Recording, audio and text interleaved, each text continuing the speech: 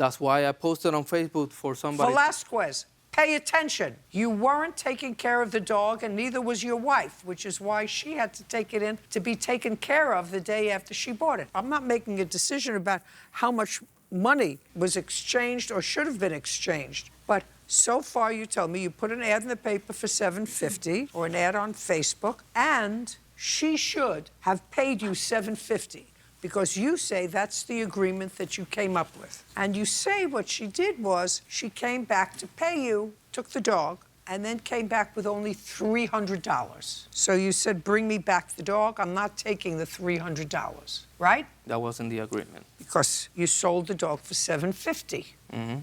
Right. Can I say something? About what? She told the dog because she wanted to know if he can be a service dog. That's why I let her take the dog that day. Do you have pictures of the dog the day you took the dog? Yes, I do, Your Honor. I want to take a look at it.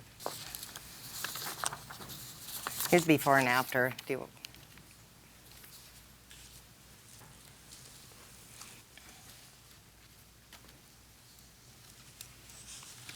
On what date did you go to his house? To pick up the dog, I went August 4th after the Red Hawks game, approximately 5 p.m. And where did you find the dog? At his place. In the back behind a shed. Any of the dogs there?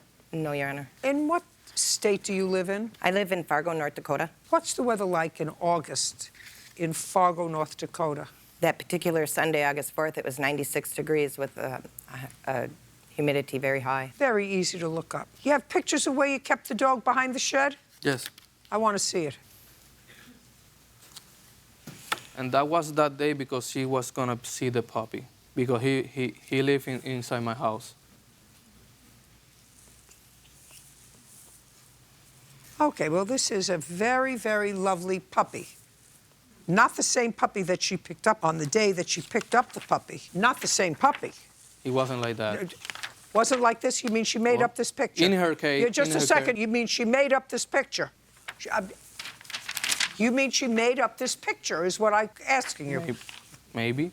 At her home. When I gave her, it wasn't like that. These are your pictures, right? Yes.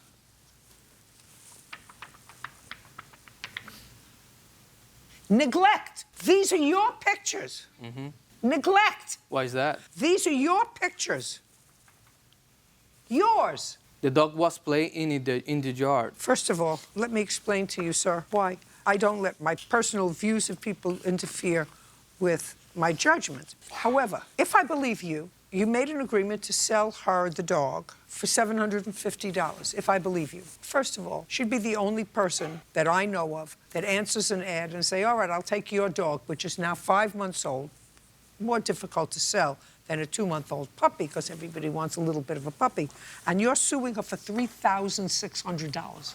You didn't pay $3,600. I'm saying that that's the value of the puppy. What do you do for a living? I do grain inspection on trains, on the loadout. I don't care what you're saying about the value of the puppy. You paid top dollar for the dog at a pet store. You paid $1,200, and you're suing her for $3,600, and somewhere in the recesses of your brain, you think that the dog, because you sold it when it was older than a puppy, now it's 5 months old when you sold it, somehow increased in value 3 times since the time you bought it, because you and your wife did something spectacular to the dog, which looks like it had been neglected for months.